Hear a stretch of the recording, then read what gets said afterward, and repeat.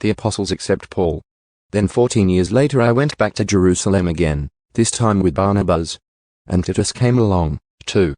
I went there because God revealed to me that I should go.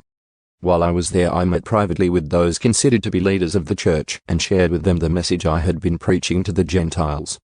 I wanted to make sure that we were in agreement, for fear that all my efforts had been wasted and I was running the race for nothing. And they supported me and did not even demand that my companion Titus be circumcised, though he was a Gentile. Even that question came up only because of some so-called believers there, false ones, really, who were secretly brought in. They sneaked in to spy on us and take away the freedom we have in Christ Jesus. They wanted to enslave us and force us to follow their Jewish regulations. But we refused to give in to them for a single moment. We wanted to preserve the truth of the gospel message for you. And the leaders of the church had nothing to add to what I was preaching.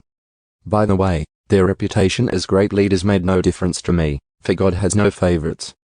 Instead, they saw that God had given me the responsibility of preaching the gospel to the Gentiles, just as he had given Peter the responsibility of preaching to the Jews.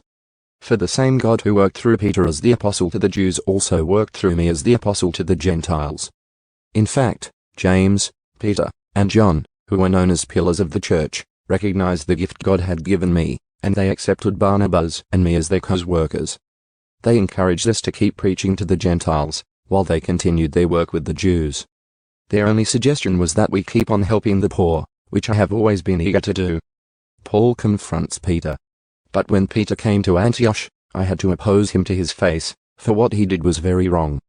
When he first arrived, he ate with the Gentile believers, who were not circumcised. But afterward, when some friends of James came, Peter wouldn't eat with the Gentiles anymore. He was afraid of criticism from these people who insisted on the necessity of circumcision. As a result, other Jewish believers followed Peter's hypocrisy, and even Barnabas was led astray by their hypocrisy. When I saw that they were not following the truth of the gospel message, I said to Peter in front of all the others, "Since you, a Jew by birth, have discarded the Jewish laws and are living like a Gentile, why are you now trying to make these Gentiles follow the Jewish traditions? You and I are Jews by birth, not sinners like the Gentiles. Yet we know that a person is made right with God by faith in Jesus Christ, not by obeying the law. And we have believed in Christ Jesus, so that we might be made right with God because of our faith in Christ, not because we have obeyed the law. For no one will ever be made right with God by obeying the law. But suppose we seek to be made right with God through faith in Christ, and then we are found guilty because we have abandoned the law. Would that mean Christ has led us into sin? Absolutely not. Rather, I am a sinner if I rebuild the old system of law I already tore down. For when I tried to keep the law, it condemned me.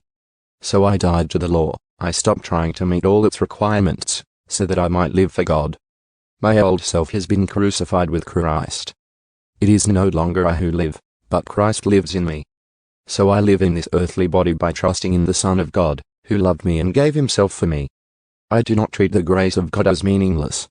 For if keeping the law could make us right with God, then there was no need for Christ to die.